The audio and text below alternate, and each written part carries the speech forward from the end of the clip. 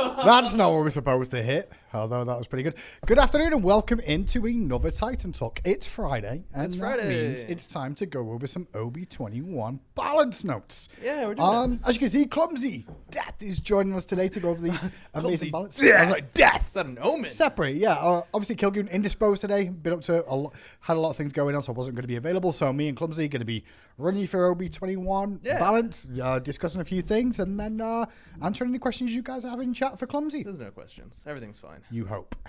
Happy birthday, me. Yeah, happy birthday, you. So here we go. Should we go straight into it, Clumzy? Yeah, sure. Or is there anything we should pre-ramble on? I love it. I love You're too busy but fixing your teabag situation at the moment. He tried to destroy the set so far today. I messed things up. All right, we're good. You did. Okay. I got a new mug because I broke my old mug at work. How did you break it? This is my new mug. It says, always be yourself unless you can be a panda, then always be a panda. But what if you are already a panda? Huh? Then you're already being yourself. Exactly. Stuck in two places at the same time. Anyway, without further ado, here's a little look at what we're going to be going through today. Hopefully that should be big enough on the screen, he says with hope in his heart. Everyone always complains. I can zoom it in a little bit more. That'll probably help. And then I'll put on those cams in the corner. Handy dandy cams and money's back. Yeah. First thing to go over, I guess, Clumsy is really the new game mode Conquest. Well, in game modes, there's a new Conquest There's a new feature. phase, a new feature available, which is the Moonlight phase. Yep, that's right. So we've been working on this one for a little while now, and it's really exciting to see people finally get their hands on it. We saw some PTS feedback already. Yeah. Overall, I think it's been pretty well received. I think people have been looking for something, not just a Conquest feature, but also the fact that like we're playing around with UE5 and Conquest and be able to do kind of these lighting and skybox changes. That's really, really exciting and not something we would have ever been able to do in SMITE 1. So being able to finally do something and combine that together in Conquest is great. Obviously, there's going to continuously be a desire for more, and that's totally fine. This is kind of the foundation. This is the thing that we've been working towards. Yeah. And if we need to do some more things, we need to iterate upon this or spice things up in the future. This is just a really good start. I think I've worded this as potential building blocks for the future, of things we can do, play around with. We've seen some items available as well, and maybe we'll go deeper than that as time goes on. Totally. So a little look here in Conquest, first of all, introducing map phases.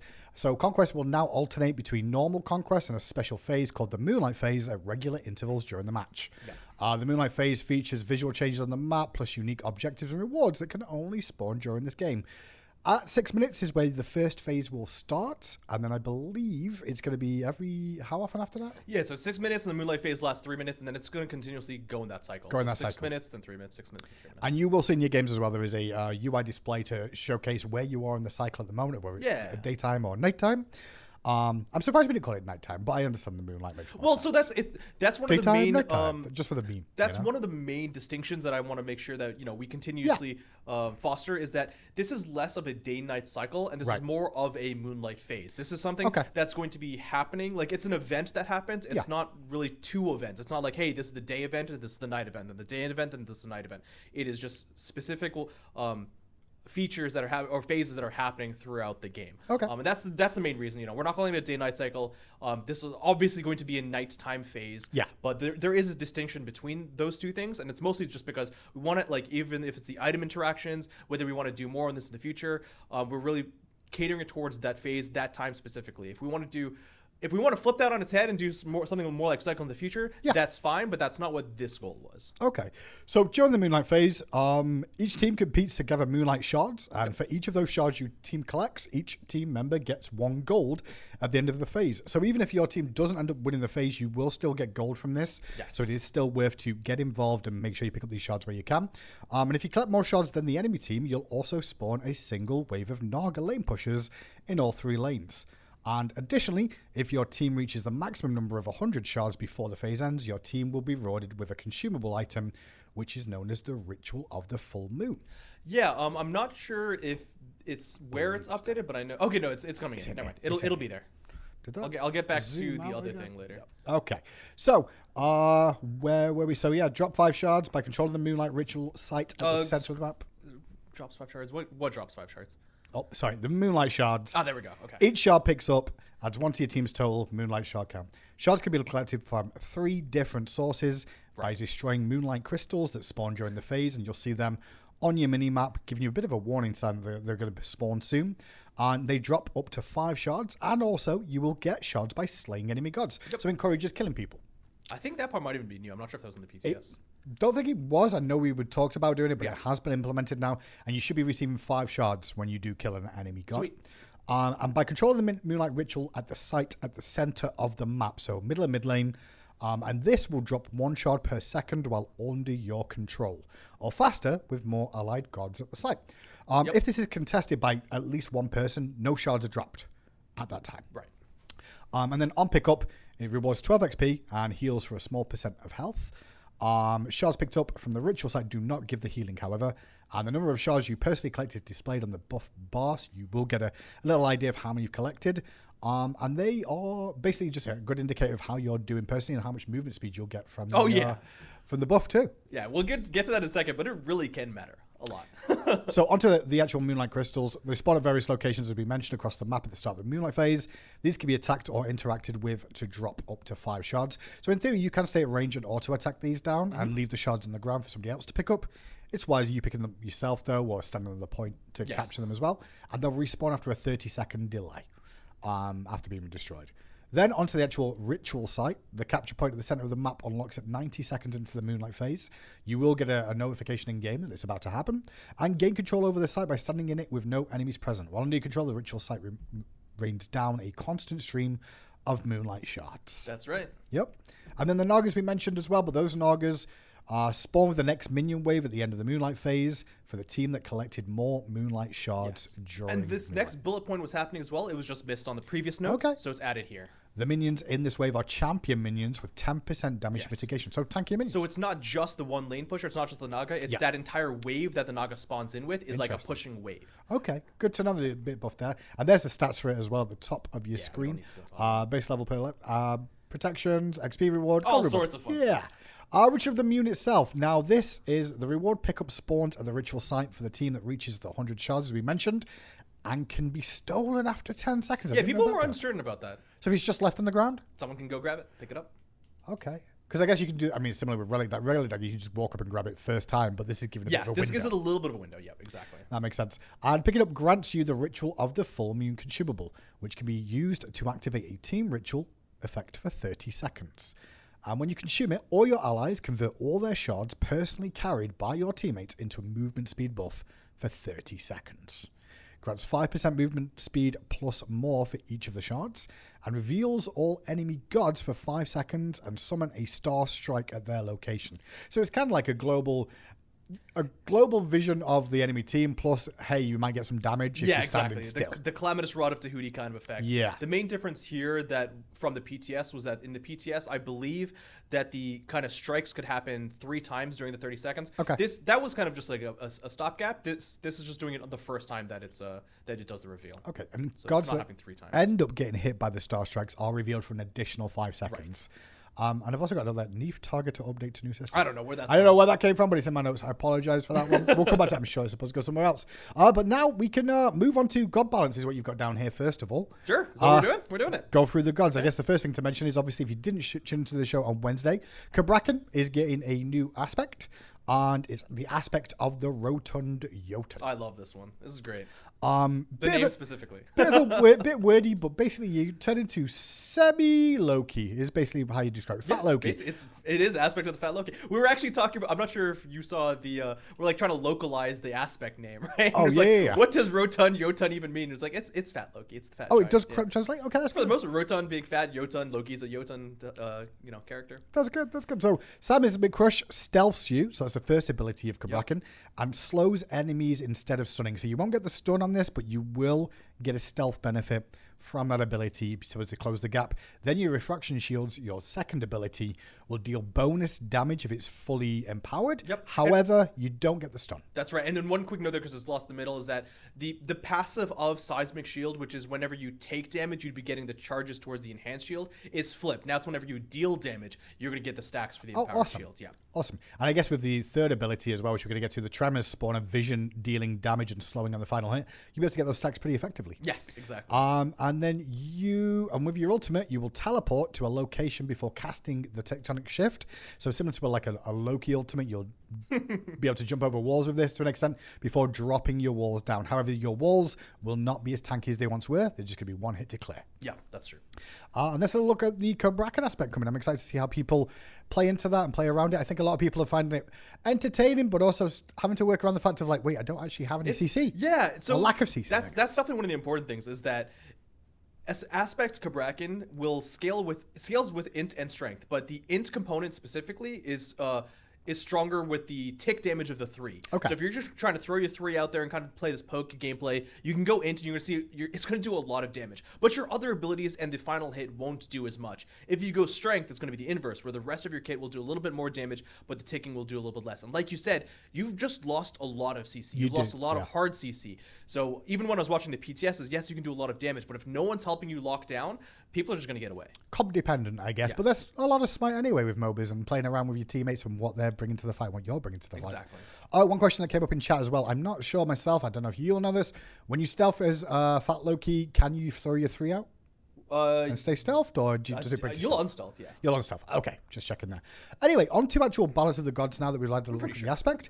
And first thing on the top of the shop is Ares. A lot of people have been requesting Ares nerfs. I know last time round at OB20, we took a little look at the no escape. We removed the cripple off the no escape. And we wanted to see if that would adjust enough, I guess. And that wasn't enough for a lot of people. So the main 2 things that we saw was the health regeneration on the aura, which is the call to arms. Yep. Decrease that. Obviously, we did like the whole lifesteal and healing pass. Yep. We might have hit call to arms, the health regen before, but it's something we wanted to keep in mind. It still felt a bit strong, so this is, a decent sized nerf to it. Yes. Searing Flesh, this is specifically trying to affect his wave clear. Okay. Early to mid game, but it's something that we saw. And 4% to 3.5% might not seem like a lot, but it's also per tick. Yeah. So this is going to matter quite a bit, and it's really trying to hit a pinpointed target time of the laning phase, and it's not really meant to be something that affects him like mid to late game. So Ares being toned down a little bit more, and next up is going to be another support. Actually, Athena is going to be seeing some buffs. Confound, the second ability, the taunt, basically. 16-second cooldown is now going to actually scale from 16 down to 14. Actually, a pretty good buff overall. We know, I say we know, but from experience from playing MOBA and being in MOBA, we've noticed that over the years, the cooldown reduction changes can really impact. Just a couple seconds can really change things. I mean, Athena's kit does everything that you want it to do. Yeah. And the main complaint we've heard for a long time was that it just takes a very long time for it to be able to do those rotation of abilities. So, we've heard that. These are some pretty significant decreases. I don't think we're really going to go lower from here for the most part. The taunt is obviously probably the scariest one, but having it scale to the lowest amount of late game will help a lot too. And then Shield Wall as well, decreased the cooldown of that. It was actually scaling 14 to 12. It's now going to be 12 flat, just to speed up the availability of that damage there. And then Defender of Olympus 2 increased the shield amount gained from this 50 to 250. Will now be 200 to 3. So 200 straight. Neil, so it's great. A lot more in the early game. This also does have a max health component, I believe, to it too. Yeah. So this isn't just the amount that's going to be shielded. It's actually going to be more than this. Okay. Which is why, like 50, obviously 50 early game is nothing, right? Yeah. But it's 50 plus the max health amount. That being said, 50 is still pretty low, and the max health amount at the early game is still a low amount. So you can see the majority of the shift is happening in the early game, where that buff just felt really, really small. Like it just wasn't strong enough. So overall, like really strong buffs for Athena. We'll see how she ends up playing out. She did. I don't think we've seen her in meta for a while in a lot of people's play, so I am excited to see if she gets played a little bit more. And I guess some of those things will affect Aspect Athena too, because Confound, Shield will be up a little bit more often, Confound being up a bit more often. Yeah, only one that won't affect it is the Defender of Olympus. Try some crit jungle Athena if you've not tried it, just as a heads up. With those reach mechanics, they're always fun. It's fun. Athena with the buff then. But next up is Wield Thor, another character that people have been complaining. Like, we did quite a few nerfs in a row, and then she kind of fell out of the meta she a little fell off bit. really hard. I mean, she was strong. People asked for nerfs. We nerfed her back to back, I think, for a little bit, and then she fell off pretty bad. So we're going to see some small, love then. well, medium-sized buffs here. Summon Suku getting the base damage increase of 15 per rank is going to matter a little bit more in the early to mid game. Late game, it won't matter as much. Obviously, people are going to be like, well, you use this for the mobility, but that's kind of why I wanted to increase the damage here on it a little bit, is because now it's kind of forcing you to help engage a little bit. If you're going to use that either in the jungle to help clear, if you're going to use that to engage during team fights, you're going to get a little bit more of a payoff. That base damage will matter early game to mid game. Late game, the scaling is obviously not being affected there. That being said, late game, Gravity Surge. Right, so the 90 seconds is staying at the base, and it's going to 70 seconds. We've nerfed Gravity Surge in different ways before, with the stun and I think some of the damage before, the physical power. 70 seconds is going to be decently short, especially because you're going to be getting cooldown reduction most likely. But this is also a very single target based ability, right? It's a lockdown and it's targeting one single person. Yeah. You're going to get those stim effects for yourself, sure. But, we want to play around with seeing how this would feel. And if it's too strong, we can, nerf it back a little bit. So a small buff to the one, potent buff to the ultimate. We'll see how that plays out. Next up is a fix for Fenrir. Aspect of Loyalty, fix this to ability correctly only applies the buff to gods. Was it doing it to minions too or something? It was doing it to minions, and specifically, I think this was a flare boot call out that it was applying on towers. So you could actually cause your towers to heal. What's wrong with that? It's an interesting idea, but not for this. No, sure. Lifesteal on towers could be quite what, interesting. It wasn't intentional. Moving on, you'll see the whole page because that's how we're going to display this today. But Jormungandr is going to see a bit of a shift too. So this is definitely more of a buff. This is definitely more of a buff than a nerf. The shift only comes in that first bullet points. And shout out to my Discord, kind of talking about this for like an hour or so earlier. Yeah. Just going back and forth. So Jormungandr, has been weak since his release. Sure. He's definitely still a little bit of a lane bully. So talking about the two components of it first, which is a movable, which is the passive, he's got that new component, which is every time you get hit by the one or the basic attack, you'll be stacking up and dealing extra damage.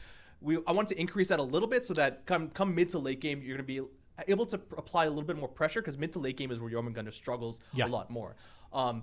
Venomous Haze just decreasing the cooldown, allowing you to do that throughout the game. So early game, mid game, late game. Late game it's going to scale down to 11 seconds. So it's mostly for the early to mid game. Yeah. You're going to be able to just poke a little bit more. But we're trying to help you carry to that late game. Now the base shift is actually going to be a little bit more interesting, where his in-hand power, it's his breath attack really, is going to be weaker from the get-go, and then it's stronger per level scaling. So around level 10 or 11, I think, is the break point, where it's actually going to start getting a little bit stronger than it was before. But specifically, that early to mid game breath damage is going to be weaker. So you're going to see a little bit of shifts in his laning phase, where he's going to be able to do his Venomous Haze poke a little bit more, but he won't be damaging you as much with his basic attacks. Okay, so we'll see how that ends up playing out, and if we end up seeing more shifts in those directions as well. But for the most part, Venomous Haze, overall, he's weak, and we wanted to see some buffs for him.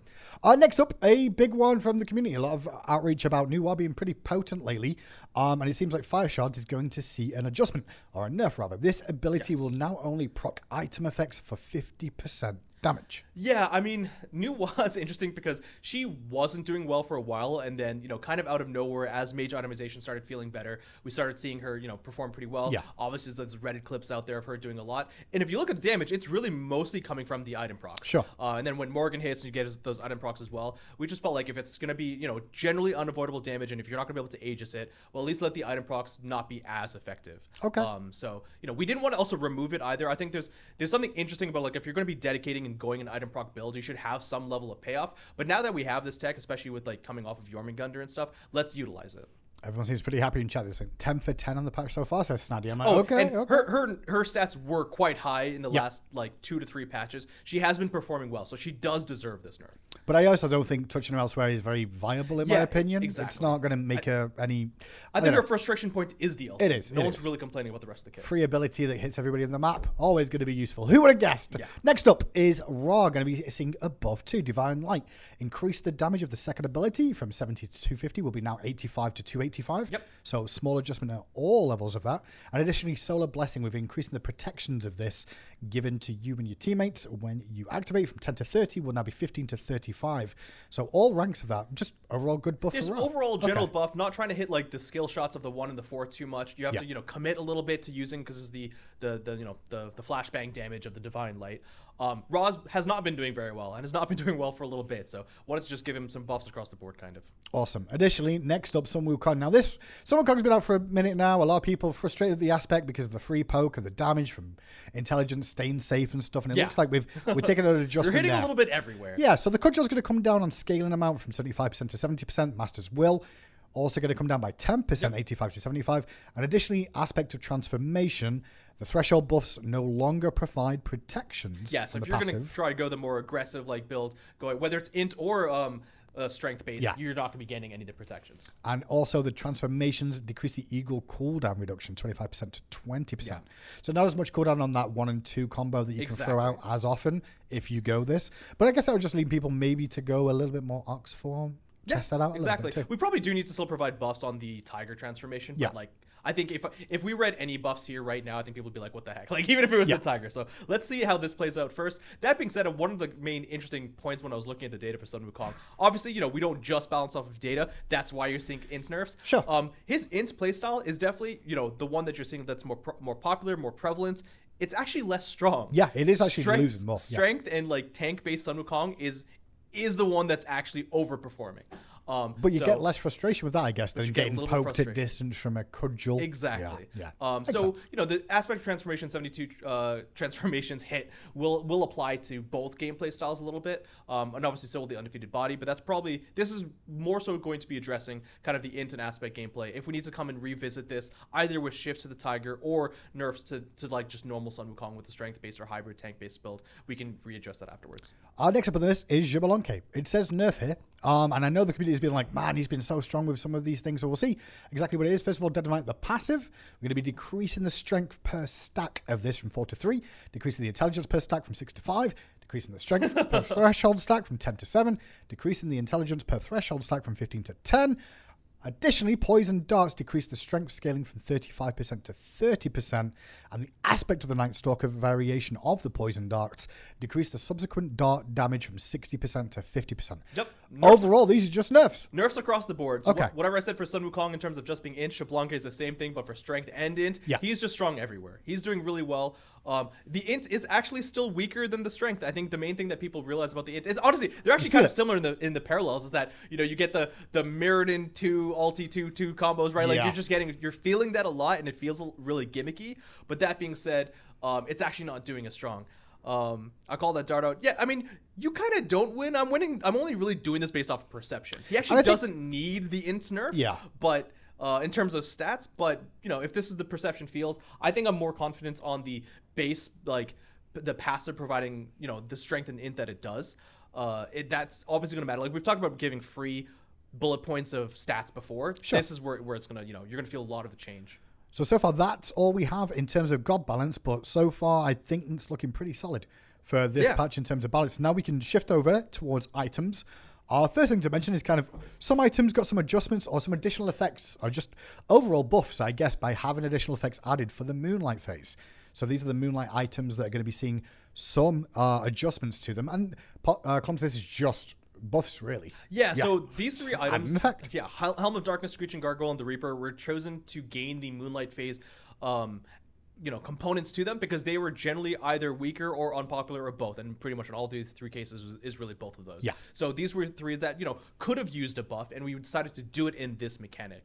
So yeah, each one of them are getting kind of a new little fun part. That being said, obviously because it's a Moonlight phase component that's being added, it's not really going to affect these items in different game modes. But obviously in the different game modes, these have a different sense of balance either. Like I'm assuming you're not going to be really picking up Helm of Darkness and like Assault very easily. But yeah, Helm of Darkness during the Moonlight phase, you're going to be gaining movement speed, and anytime you pass through an enemy god specifically, you're going to be doing damage based off of your max health. Yeah, 50%, quite a bit. It's hard to pull this off. you'll notice it when you get hit by it, but then once you've realized it, you're like, oh, okay, I can play also, around. Also, you do that and you just AoE, right? It means that they're right there. Yeah, exactly. They're around the corner. Yeah. Speaking of something right around the corner, Screeching Gargoyle. This is really useful during the Moonlight phase as well. It hits enemies around you, so it's actually a circle. 360 degrees. 360 degrees, so you can fire this for a 1.5 second silence in an AoE around you rather than just in front of you. And minus 15% protections. Yeah, so this is basically just buffing the current debuffs, which is 1 second to 1.5 seconds, 10% shred to 15% shred. Gotcha. And then obviously going from a cone to a circle. It's just a, like you said, a kind of a buff all around, only during the Moonlight phase. And, it'll be pretty impactful, especially if you're trying to contest that ritual point, which is, someone also mentioned that earlier. It's like, okay, bringing the Moonlight ritual, which is kind of this beacon area. And then now you've got ESET with the large circle of protection. Yeah. You've got Screeching Gargoyle. You've got a lot of ways to kind of push people off this point now. And the last one is the Reaper. During the Moonlight phase, hit enemies below 50% health. 1 stack of 5% lifesteal max stacks for last 6 seconds. Yep. However, the Reaper stacks are lost on death. Yeah, so that's the permanent stacks you get that you can increment over the game that you would lose based on if you die. Now during the nighttime, if you die, you're not going to lose any of those permanent stacks. And also you'll be gaining this new buff of extra lifesteal when you're hitting enemies that are low. Next up is going to be some of the new items coming to the game. I have Erebus. Tomato. It's kind of how is it? 2,600 gold, and is going to build out of Adroit Ring and Survivor Sash. you're going to get 200 health, 15 cooldown rate, and then an adaptive stat. Whichever one of these is higher, you will receive. So if you've got more strength, you'll get 35 strength from this item. Or if you have more intelligence, you'll get 50 intelligence from this. That's right. And on use, you will spawn a watchful eye that lasts 30 seconds. Yeah, more like watchful eyes now if you've seen the new effects. It's like 5 little creepy floating twitching eyes. It's really cool. I don't think I've seen the actual new effects. Haven't I've seen bits of him, but maybe not the newest one. However, this will be like a little circular deployable, sort of similar range to a ward in a weird way. Yep. And it fires a seeking projectile at anyone that comes in range that will do magical damage equal to 15% of enemies' maximum health. Additionally, they'll also be slowed for 25%. For 1.5 seconds. Yep, cooldown 60 seconds. This is really seems pretty low cooldown too. It's a low to medium sized cooldown that's actually gonna get lower during the Moonlight phase. So each of these 3 new items will have Moonlight phase mechanics, just like the 3 items we were just talking about. Anytime you deal damage to a god, I'm laughing because of something on stream that I'll get to in a second. Minus 2 second cooldowns on this ability, once per target per attack or ability. But as I was showing with my stream the other day, which was one like yesterday, this. It's once per target per attack or ability. That generally works for almost everyone. That being said, it's going to feel pretty good on Jormungandr, who can still proc this on every basic attack hits. Okay. For now, I'm deciding to keep that mechanic, and as well as I think it works on like clones as well, like Danzaburo clones will proc the cooldown reduction. Interesting. But you have to be Jormungandr, pick up Eye of Erebus, and then make use of this cooldown mechanic specifically during the nighttime. I don't necessarily think that's actually going to be too strong. I think that's just going to be an interesting gameplay loop if you want to go ahead and do that. Next Friday, after you've all played on the patch and you've abused these situations here, and you can showcase that they're really then not we'll great, nerf it. Then Clumzy will reiterate. And then maybe it's also look super again. easy. There's a couple of different ways to nerf that, so I'm not really worried about it. If that ends up being just degenerate, then we can fix that. Next up on the item list is Chandra's Grace. It's going to be 2,300 gold, build from the Vive Charm and Android Ring, 350 health, 200 cooldown rate. 20 cooldown rate. I was like, 200? I was like, looking at chat, I'm like, did I just hear that? You're right. I'm glad you heard it right. Every 30 seconds, lowest health ally within 8.8 meters will gain 15 health regen and 15 mana regen, and also 0.2 seconds off cooldowns every 0.2 seconds for 4 seconds. Yes. So that's a total of math. It's 4 seconds off. 4 so seconds. 1 second every second for 4 seconds. And in theory, I think that's the bigger component of that rather than the regen. It really is. Will be that cooldown reduction. The buff lasts 4 seconds. However, during the Moonlight phase, you will also gain the buff alongside the teammate that you're giving that to. Yes, I need to double check this one because I know someone in PTS was saying that it applies outside of Moonlight phase, is applying to yourself. It's not meant to. It's really actually just meant to be the nearest ally next to you. Okay. You're not meant to get the self components unless it's during the Moonlight time. And also, I know there's some people talking about like whether this is going to feel like a good enough item or not. Yeah. It was actually 20 seconds originally, but one of the main, the toughest part about an item like this is it's effectively like a gated aura item in the sense that you're not going to really be feeling the effects of it, especially when it doesn't apply to yourself that much. It's your allies that are going to be getting this effect of it, which means you won't really feel how strong it is. And the allies will, whether they think about it or not, it'll be dependent on how they make use of it too. They'll be complaining later on, like, why have you not bought that? So I've got more cooldown. Yeah, exactly. I need it more. Yeah. On paper though, and like the idea behind this, 2,300 for that chunk of health with a large amount of cooldown rate and the potential to give your allies a lot of cooldown rate will be pretty impactful. If we need to buff this, within a patch, I think that's totally fine. I don't want to change that too early, basically. And the last item I've got on the list here is the Jabalban Effigy, 2,750 gold. Yep. Builds from the Stalwart Sigil and the Monotome.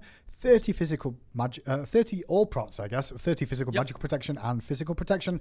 300 mana, 4 mana regen, and on use, take 50% less damage for 4 seconds. So really kind of like a damage reduction Aegis Shell-esque sort of ability here. Take physical damage equal to mitigated damage, and cannot drop below 5% health, but you'll reduce the damage by 50%. And then during the Moonlight, if you use this, I believe, only 50% of the mitigated damage is dealt back. Yeah, that's right. So this is really deferring your damage. You can use this either in the middle of a team fight when you just think you're going to be taking a lot of damage, or you can use this reflexively if you're going to be hit by a Kraken or any large instances of damage. And then you're going to be taking that damage back. But it is going to be mitigated damage. I saw some bug reports from the PTS saying like, hey, I didn't take the damage that I would expect back. Gotcha. But that's actually because you're taking it as physical damage. So if you take like a Kraken, which is usually magical damage, you're actually changing that. It's one of the only ways really you can do that, and you're turning that into physical damage that you would be taking afterwards. If you have a lot of physical defense and less magical defense, you will actually be taking less damage on the second half of the return. So I guess if you're going against a mage with just like the big burst combos, you could potentially just keep stacking your physical, buy this item, and then maybe matter. Okay. Yep. We'll see how that works out there. And this is the one that I think people are worried about the most in terms of how strong it will be. There's a lot of knobs to tweak here, so I'm not too worried about how we're going to nerf this if we need to next. But let's see how it feels. Makes sense. And honestly, I think the items are a little bit better to come out stronger so we can tone them down rather than weaker and nobody uses them, so we can't even get test data to see how they do. Exactly. And then you can see on the screen right now, we've got a couple of general item buffs after, or nerfs and item adjustments. Looks like a couple of buffs to start things off. Ancile. Increase the health of this from 200 to 250. Decrease the cooldown from 80 seconds to 70 seconds. So just an adjustment overall. Better stated item. Oh, yeah. Good note from chat that the effigy doesn't have the cooldown reduction note on these patch notes, so I can go. No problem. We can fix that afterwards. That's why we do a review with you guys now, just because you help us out a little bit. Snatty in chat sees Necronomicon shift and is ready. But Ancile are going to get a bit of a love. Another item getting a buff as well. Arendite. Increase the strength of this from 50 to 55. Decrease the cooldown as well from 75 to 60. Just makes it a little bit more often available to use. That's the one with the movement speed as well. Yes, exactly. And the reveal. Uh-huh. So more Helm of Darknesses, more Arendites. More opportunities.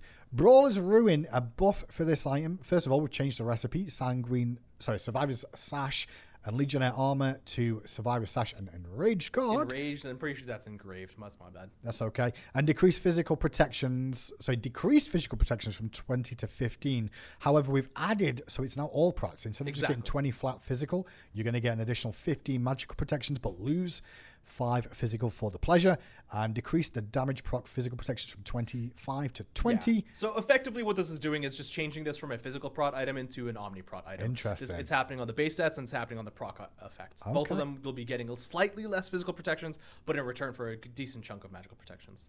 Next up, Death Metal is also going to get a buff here. 2,700 gold is going to go down to 2,600.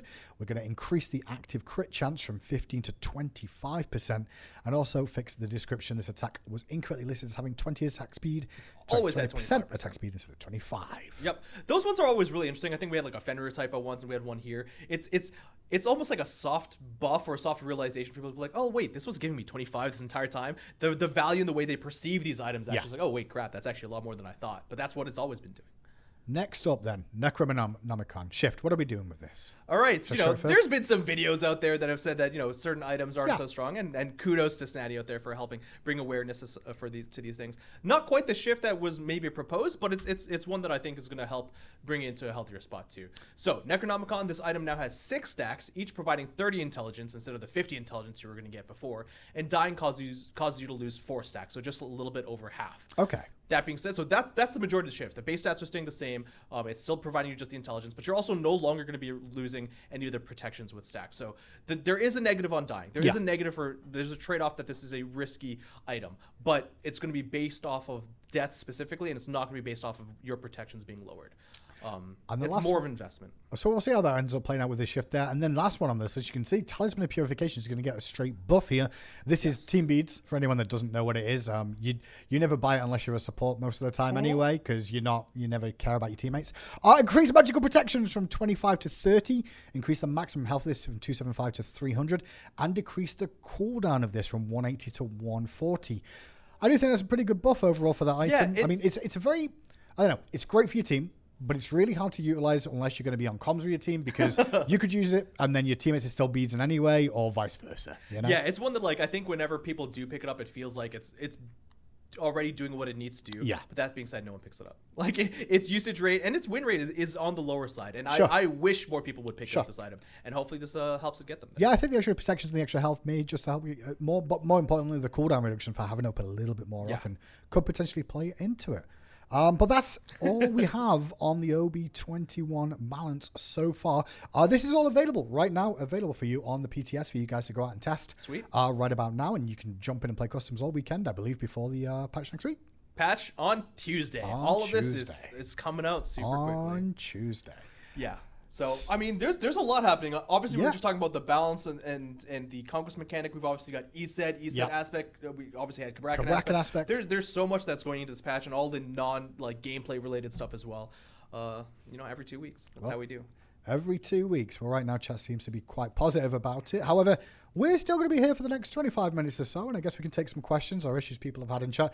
I did see someone discussing quite heavily about, and then randomly doing it, or we're doing that section instead of waiting for the question and answer section, just about levers in game and stuff. Just as a heads up, I mentioned this last time, but we are investigating people's complaints about levers in games and methods we can help to resolve that to an extent. Not necessarily saying we're going to increase times, because just to be clear, if someone dodges a game, they are getting a deserter buff, and then if they desert again, it's 30 minutes. Right? Like if you dodge 2 games in a row, you are going to have a 30-minute, so I think it's 30 or an hour, actually, off the top of my head, deserter buff in the instance as well. Plus, we're seeing not a high percentage of them, but I just feel people are very vocal about that at the moment. And we are looking at some implementation of some systems in game too. So it's not something we have ignored. And there's also a level of punishment of, if everybody who dodges a game, let's just say sometimes you will have an internet hiccup. Sometimes you will alt tab, and then when you try to tab back in, something goes wrong. It can happen with anything. So if we just punish everybody all the time and make it a 30-minute for every single one, there'll be even more frustration. And I don't think people necessarily appreciate that either. We have to balance that. One of the main things about reports, because I see it all the time as well, and this is going to be the thing that sounds silly, but it very much matters, is please report the people that you think are trolling. Please report the people who deserve it, because almost the majority of the time that I see people like, oh, I reported that one person and I still see him in my game tomorrow, whatever it may be. Well, obviously sometimes like one singular report or one round of reports isn't going to get someone insta-banned, right? Correct. Sometimes people have a bad day, whatever it may be. But that being said, more often than not, people just are too lazy to report. That is true. That's unfortunate for everyone. And that also leads into the whole, like, but I don't report because nothing happens, but then nothing happens if nobody like reports. Right. And it just ends up going around in circles sometimes too. So, please report in game if you've seen it. And I tell you what, if you call them out and say, I did report, we can see whether you reported or not. Like we have the technology. So when people say, I reported him in game, I'm like, no, you didn't. You didn't report anyone. I can see the last report you did. So please report people. Okay. Kilgoon is not here. Please, quick, spoil the next god after Sylvanas. I'm not doing that. That's not my job. Clumzy, you can if you want. No, I wanted to like meme, but I don't even want to meme. Like I could say. Yeah, because just get next the one on Sylvanas, Bucket. Fenrir. You say Bucket? Oh my god, you did go meme. That was a heavy. I was like, there's only like one meme that I could really do, right? It's Smite Cart the God. That's true. Clumzy, just curious, if you only have adaptive stat items, how does it decide which stat to pick? I'm pretty sure it's us. I think 99% of the case it's usually just strength by default. Like on the design time we have to choose. And them being adaptive, it's theoretically you can buy those on either strength or int. They're not meant to be kind of favored in one. I think the default is just strength. Okay, good to know for the players at home. I think people could have maybe just worked that out, I guess. I'm not saying by picking it up and walking out of base, Yeah, I'm just going, okay, I've got the strength active or the intelligence active. That being said, sometimes we're not fully consistent, but it's meant to be strength.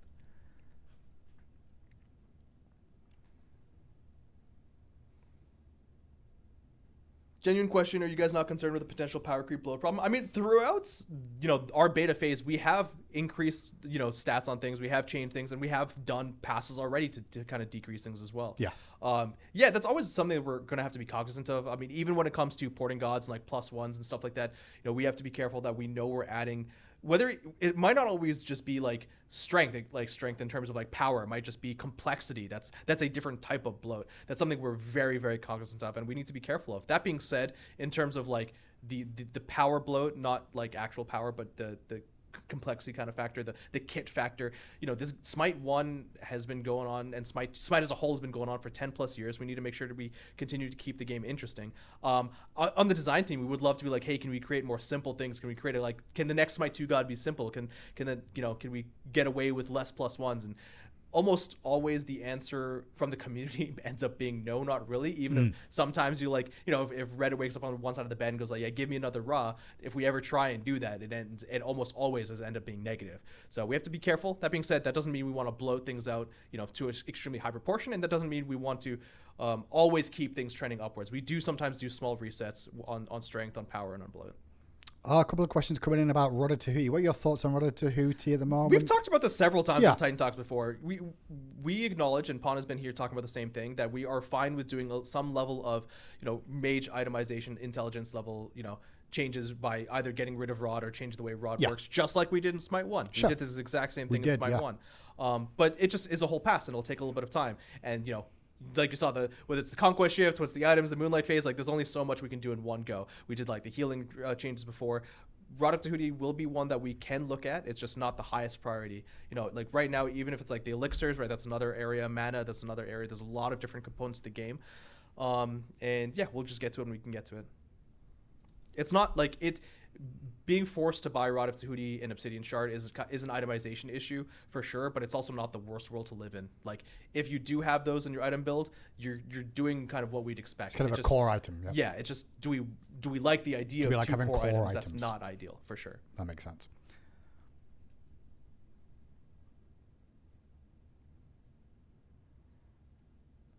What else do I see?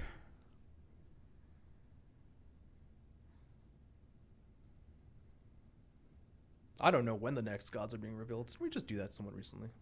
Yeah, generally what seems to be the case, and this is me getting up to speed on this too over time, but what it seems to be is like once we get to the end of the current one, you're going to get the next couple in a row. Right. We've already said there's 3 female goddesses. Yeah. We just not announced get which people's ones. Guesses. Yeah.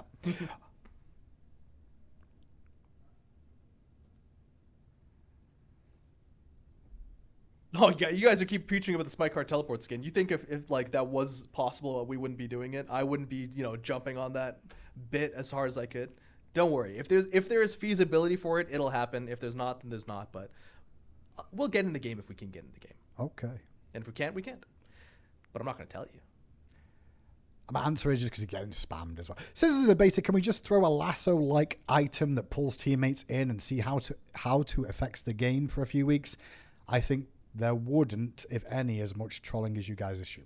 Yeah, I mean, I've heard this. I think on Monday I answered this question as well. Yeah. Like, Fine OK had this kind of rescue beam kind of idea, and I've seen it in a few different places and being echoed a lot. It's not a bad idea, and I think there is the troll idea, yeah, if things end up being troll, just like we do when Ymir walls wall, me or Thor stops wall. whatever it is, or Yamoji kind of puts it, like, yes, that level is there, and there's been hesitation in the past. We're not going to throw a gajillion of those items or abilities into the game. If we wanted to create another one, I think that's fine, but that just comes down to, like, do we have the time, the ability, and do we want to create a new item that fulfills that purpose right now? Like, does the game need it right now? Possibly, possibly not. And can we get to it right now?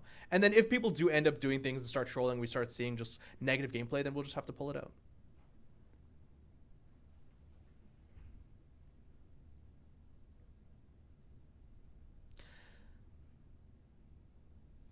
Yeah, so we talked about this one a little bit when I think Caps was talking about it on Wednesday. When the Moonlight Phase ritual idea was being developed, there was a talk of whether we wanted to do a day-night cycle, right? Sure. That's why I kind of preambled and said that that's not what that is. Yeah. Because, so yeah, I mean, to talk about it quite realistically, when we first developed this idea, we were talking about whether we wanted to do this for like Tsukiyomi and Xbalanque's release. Yeah. That's how early we were kind of pitching this, and that's because those were 2 different moon gods. And we're like, okay, cool, moon god gameplay, sun gods. How do we want to do that? But then once you start thinking about how that would work, it would end up being like, okay, well, you have like 5 to 10 or 15 different like moon or darkness gods that get some sort of buff in the nighttime. But then what about, are those just +1s? Do you need to then weaken them during the daytime? Yeah. Or then do you have daytime gods who get buffs in the daytime? But then what about the gods that gods? aren't day gods or night gods? And then you need to cause trade-offs for those gods. And then suddenly the scope on this just started getting really, really high. And for a payoff that we couldn't like justify, for a payoff that we actually thought would end up to worse gameplay. So you're saying like, hey, Xbalanque is now better in the evening, but then during the daytime he's just worse, and like, is that even fun to play then? Yeah. I think it's a really fun and interesting idea, and I think it's something that we potentially could visit in a different component in some way or the other, but it just ended up being something that just, once we kind of thought through that problem, as cool and as fun and interesting as the idea might sound, the actual like final versions of it, anything that felt like the real way we'd implement this just didn't seem like fun anymore. And larger scope projects too, I guess, to have all that sort of stuff happen as well. So I mean, it's in like, you take that same bullet point, you talked about items as well. That's why we just created the Moonlight Phase itemization. We could, I looked at Daybreak Gavel, I looked at Helm of Radiance, but like just fitting those things in there, just kind of forcing it in there just to do that, just for the theme, just didn't feel like the right way to, game dev, didn't feel like the right design. It just felt like we would be doing it just to have the fun bullet point of the fact that we did day items and night items. It didn't feel like the right way to do it. Can we get a second int scaling item like Warlock Staff for more diversity and tank-like mage builds? I mean, the answer I always say to some things like that is like just buy one tank item and buy one int item, right? Buy your Rod of Tahuti. I mean, you have. You're gonna buy Rod anyway because we talked about it exactly. Yeah. Buy Doom Orb and then buy a tank item. You have Sphere of Negation. You have Wish Granting Pearl. That being said, those are stat 6, and I've talked about before how those aren't the most interesting items. And Warlock Staff as a whole has all like if you say bring Warlock Staff from Smite 1 to Smite 2.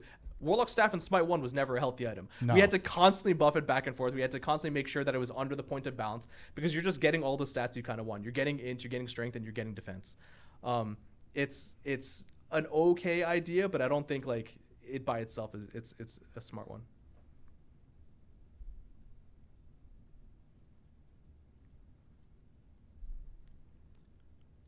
Clumzy for Kraken is supposed to hit me for 1k magical damage, so ignoring all sorts of prots. I mean, so you would take the 500 damage, and then 500 damage would be converted to physical, but if you have more physical defense and you have magical defense, that 500 might become 400. So in total, you'll actually end up taking less than 1,000. Do you guys have fun in your internal playtests, or are you too locked in on testing and checking and all that jazz? I will say, from my personal opinion of any playtest that I'm involved in, it's a day-by-day situation of whether I feel Absolutely. I have fun or not, because we do test things sometimes that are pretty jank. Yep. In terms of jank, is in like you can't really read the abilities very well because they're still in development in the early days. We've added an effect that is completely out there. For example, I'll give you one pretty good one. The Cabrakan aspect, some of the testing phases we went through that were brutal in terms of how much damage output was going on. Yeah. But since we get to see the tone down of stuff, sometimes I enjoy it, sometimes I don't. And it really is depending on what, like, if you're testing a specific god into matchups and things like that and stuff like that too. This is also, we're just testing a lot of things at the same time. We normally are, So even if one thing is like almost balanced and then you just times that by 4 or 5 and then you times that by the playtest variance of just like matchmaking of who can attend that day and who, who's available and what side of the bed they rolled off on. It can get pretty wild. And then you try and balance the teams out, and then sometimes a team pops off that you don't expect, and the team doesn't. Exactly. And there's always complaints.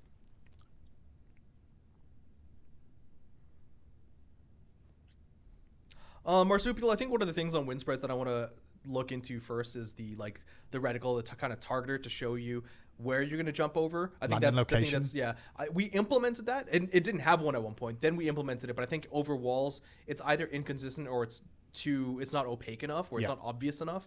I think that's like the first step. I think everyone always notices the Gold Fury one more than anything else, right? The Gold Fury page just at the edge there always seems to be the biggest problem point. Right. Infinite stacking items like Devo Gauntlets, I mean, they're okay. I think the way we've handled Devo Gauntlets was interesting. I don't think you can just keep adding stacking items or keep adding infinite stacking items.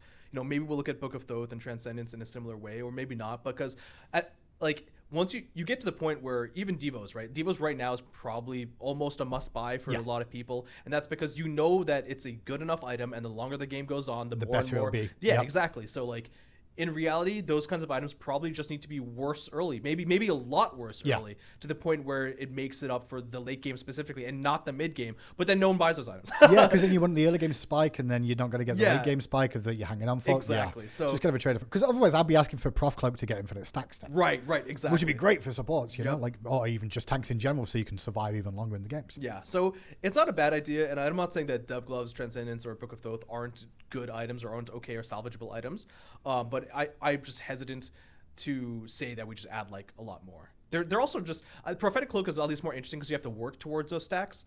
The other ones, you're just basically just saying play the game and it's just scaling items forever. Yeah.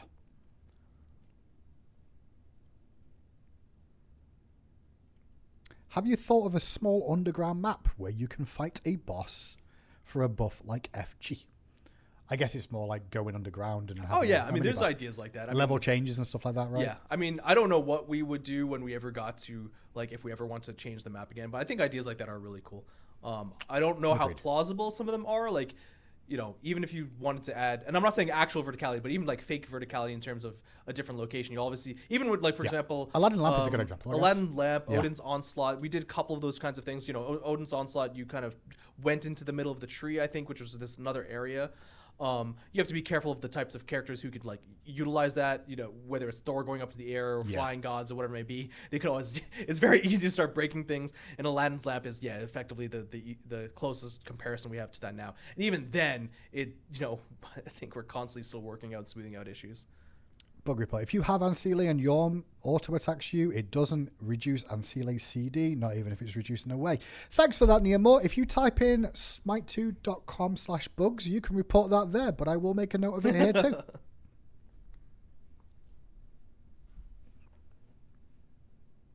May I ask how Leviathan's Hide is doing as an item? It is conceptually my favorite in the game, and I'm curious how much it is being picked up and performed. I think we buffed that previously. We gave it some more stacks, stats per stacks, I think. Last that I saw, it wasn't terrible. Like, I think in this pass that we did. I wouldn't even say. I think it's just like underperforming a little bit. Yeah. It's kind of the toughest when we have a lot of things going on. It's okay. Well, we can't do full item passes every time. If things are just slightly above average or slightly below average, those are ones that end up kind of staying there a little bit until we get some more time to look into them. It's usually the outliers that we start targeting first, especially when there's large patches coming around. So that's why, for example, the items that we saw today being changed and some of the gods, those were like by far the outliers. You know, Erendite and Ancile were not performing well at all. So yeah, I mean, I think it could be buffed a little bit, but we're also kind of coming off of this, weird tank sentiment of the tank, warriors and stuff being strong due to saying flash and stuff like that, but also too weak with certain things. It's really tough to buff tanks in a way that, like, when it comes to some of the survivability in a way that we know are going to affect some of the soul laners when they're still just coming off of a little bit of damage. That being said, there's actually a few items that I would want to buff for that exact same kind of reason.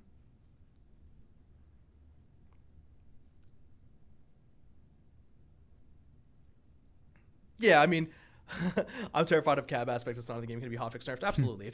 We have done hotfix nerfs and buffs a lot in the past, more so previously, less like quite recently. Yeah. We just haven't needed as much, but we are absolutely ready to if we need to. Yeah. It's our process for hotfixing in Smite 2 is a lot easier, and we do it all the time. If we need to hotfix balance, we absolutely can. And I don't think the average player Blazer hasn't really noticed how much of a difference it is compared to Smite 1 if you played Smite 1 to 2 and how the turnarounds were. Yeah. Like, we couldn't do as much in the small interims as we can in Smite 2 of changing some of those numbers quickly and getting that out to the team. After to the players. Yeah. One of the fears though about hotfix balancing is that it's basically reactionary sometimes. It's purely based off of perception, right? Like, if we hotfix balance something day 2, that means we only have 1 day worth of data, and 1 day worth of data is never enough to accurately know whether something's strong or not. I think even like Tsukiyomi for the int play style, everyone like the first few days, first week, were like, this is the most OP thing in the world. It's actually sitting at like one of the the worst god aspect combinations, like it's bottom 10 or 15. So if we have to be very careful when we do hotfix, and it's almost always going to be just reflexively. Guan's one of those characters that Lunchbox that is also just doing okay. I think last time I looked at stats, it might have been that Guan was underperforming casuals but doing average and ranked. Obviously, then there's elo dependencies and other game modes as well. Yeah. Another character who could do okay. The other problem with some of those characters that are just in that middle round or middle range, and even some items as well, is like once you do a large shake up to the game, like for example the Conquest feature that's coming in, I fully expect a lot of gods and items to completely and drastically change just by the way like the meta is going to change. So that's going to create a lot of shake up.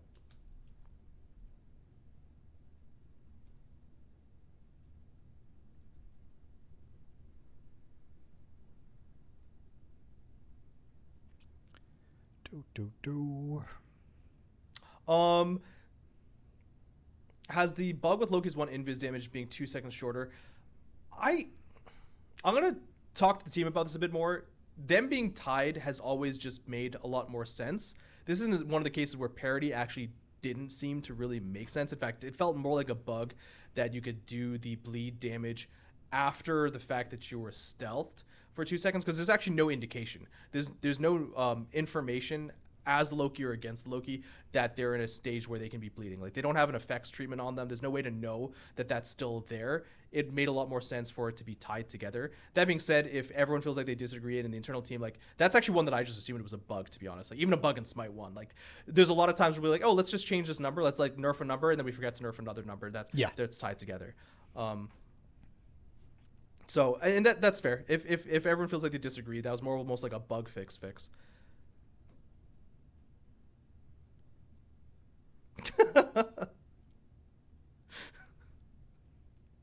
If you had to give a Smite 2 god a little kiss on the forehead, who would it be? That's for you, Hindu.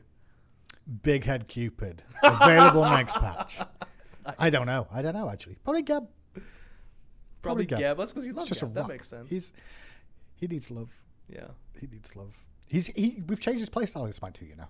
Whether you realize it or not, like using the shield preemptively rather than cleansing, it's actually the better way to go these days. Oh, interesting. Okay. It's just a very weird mechanic to do it preemptively when you know they're not going to get damaged if you shield too early now. So you kind of find a different window. Gotcha. But that shield is pretty potent if it's on them against crit stuff and things like, you know, crit reduction stuff. That's true. However, you don't use the cleanse as much and there's so much stuff going on in fights. It's crazy. He needs more love, though. Has the change to UE5 made it easier to create gimmick characters? Murky joke. Oh, dear Lord. I mean, yes and no. Sure, okay, technically yes, right? We have the ability to do more stuff like that. Now, that being said, are those ever good ideas? Uncertain. I love the idea of niche characters. I love the idea of like gimmicky characters. I think it's really fun. That being said, those always have to come at a place where the game is in a healthier spot. Even Aladdin has a high skill floor, has a high skill ceiling. He's not necessarily gimmicky, but when you compare him to like Cho'Gall or Murky or Yumi or any of those characters, I don't think SMITE 2 or the developers are ready for it yet. Will we ever get a true dot character? I mean, we have some levels of dot characters with like bleeds and stuff like that. Yeah. I don't want a true dot, or just everything's a dot. You don't do like upfront damage, or if your upfront damage is kind of low and you just deal dots. Technically, Anubis is. Yeah, the one's a dot. Kind of a tick character. Yeah, it's a tick character, right? No, for sure. But it's not like damage over time only. He doesn't have any. It's not like a warlock from World of Warcraft or something that you just throw all the curses on and things like that. But probably the closest. Yeah, I think if the idea is like you're just kind of like you're just afflicting them with debuffs. Yeah. And dots. Kind of over time, like it's like, hey, I do a thing to you and you get like an Agni bleed. I do a thing to you and you kind of get a burn. I think those end up being. I'm not saying we're not gonna do that. I think again, every kind of niche, there's a lot of room for a whole bunch of things. But what we've realized with dots, I actually want to tangent my own head. Let me continue my train of thought. Okay. What we've seen with dots is that it's less impactful for you as a player to like throw a lot of dots and feel like it's been meaningful. Yeah. Usually it's like, oh, you did a thing, and then same thing on the enemy side. It's like, oh, I've got 3 different dots on me. Do I Aegis now? How much damage am I taking? Like, what is the threat of the dots, right? Sure. Until suddenly you just see your health like tick, dead. Yeah. Right? So it's finding that kind of middle point where does it even feel satisfying to do so? I do think we've made good steps with the combat tech. That's exactly what I was going to say. Of like just seeing that stack up of like it was only 2. It was 20, then 40, then 60, and then it's like 3,000. You're like, wait, I didn't do 3,000. Oh, that's my dots going. And that's where my tangent was going. With the additive combat feature, just a UI fix or UI addition actually helps change something like that. That being said, you still have like effects and sound effects changes. So I'm not saying it's a bad thing at all. It's just we have in the past not had clarity features like that, and now it could be interesting.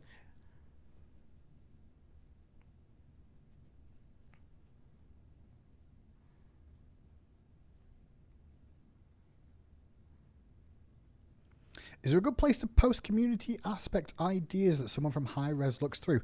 I know for a fact that we do have members of the staff that are always active in communities. We may not always be, when we say active, we are always reading Discords, we're reading the Reddit forums and all over the place, right?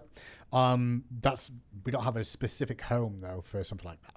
Yeah, I mean, we definitely look at a lot of social medias. I mean, but again, aspects are all. I feel like everyone's got a personal opinion of what they think is the best aspect. For example, Sylvanas for me, he should have global range on his 3. Oh yeah, okay. As his aspect. Yeah, gotcha. That I think global would be amazing. That'd be pretty that's cool. what I want, but not everybody wants. Yeah, that. I mean, I do. I don't mean to say this, but this has been useful because I've been doing it more this year. So shameless plug. I do stream once a week, and on check that, out Clumzy. You know what? It's not even a plug.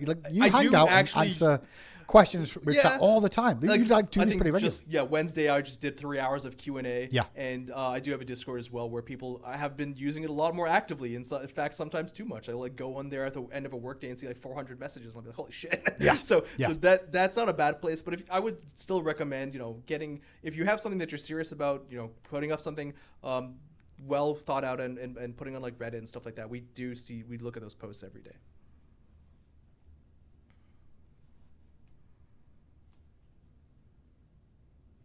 Can we lower the SR gap for ranked party queue? 2400 is such a big gap.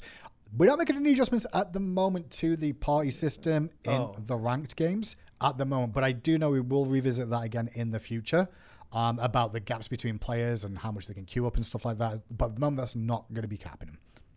Yeah, I see your comment. I mean, I saw it once or twice. Now I see it a few more times. But Alibi.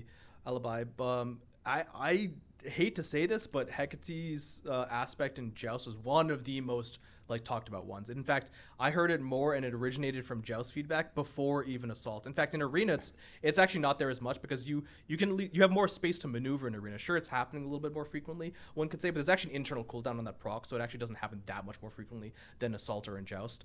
But it's more about like the narrow area and how you can escape it. That actually, that's fair. That's fair. It's free damage that's always going to guarantee because of the thinner corridors. Yeah, it's not the, you know, I hate to say you're like to like take comment, especially someone that feels that way, feels strongly about that, but like in this case, it actually originated as Joust feedback. Well, we're already at 2:00. That surprisingly went quicker than expected. Oh yeah, going over the bars for the day. So it's time for. Do you know how to do this bit? Because this is a bit. It's time for one more question.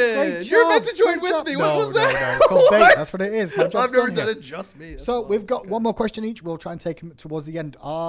Reminder that this all comes out on Tuesday. You guys can all jump into the PTS this weekend, play test around with the new Caprakan aspect, Fat Loki, along with Eset and her aspect. Sylvanas is also available new for you items, to have also a little look, test out the new items. Obviously, send any bug reports or feedback you have because we will continue to iterate on them. Yeah.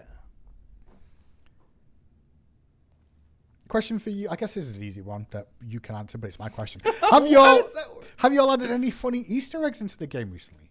Oh, I would say Fat Loki. I would argue that like technically Smite carts going into the game as Wardskins is kind of a small Easter egg-ish, and then Fat Loki is technically an Easter egg in my mind. Yeah, I guess if it's ones that are meant I still to be can't believe we did that. No, like I think it's a cool bit. It's a fun bit. But I think we're gonna see the community go. Now everybody needs this. Yeah, I saw the immediate next one was make Kuzumbo with a gun like an. Yeah, I saw that one. Like, Capu with a gun, Kuzumbo with a gun. It's never gonna end. Report Hindu man for trolling Clumzy. That's a daily basis kind of thing. Why does Hindu boycott one more question? It's because it's never one more question. It's like 17, and then we'll still continue on. It was a fun bit, you know. I'm not really boycotting it. It's just more fun to make Clumzy do stuff that I don't have to do. But yeah, I guess as a sort of wrap up here, Clumzy, what is your Twitch? Where do you stream? I don't even know what it is. I'm on Twitch. I think it's just Clumzy D. Just make sure you spell it with a Z. Yeah. Clumzy D. Yeah, okay. Twitch.tv/ClumzyD or Twitter.Titan. Clumzy. And like, I'll be real. Like, Clumzy does stream in the evenings. When he goes live, he does interact with his chat pretty heavily, answering your questions. And sometimes there you go. Buddha's got it. I don't even know why. I don't. That's in there too. The reason why I'm hesitant to say this because I don't stream very I'm not a streamer, guys. Yeah, but like, when he goes live, the other content creators. When he goes live, he is answering questions all the time. To be fair, and that's pretty crazy that he does it so much. One of the reasons I don't. And also because Hindus every once in a while you get the 2-for-1. I'll pop in and then I'll disappear. But I'm done with this. We'll play ranked together. Yeah, well, they're great games. Soft reset coming up. Reset's coming. We got to grind. Reset's coming. Reset will be here Tuesday. Well, with that, we're going to be calling it a stream here today. We've got a few more things to get on with before the weekend. In the interim, enjoy yourselves, and we'll see you all on the battlegrounds. Peace out.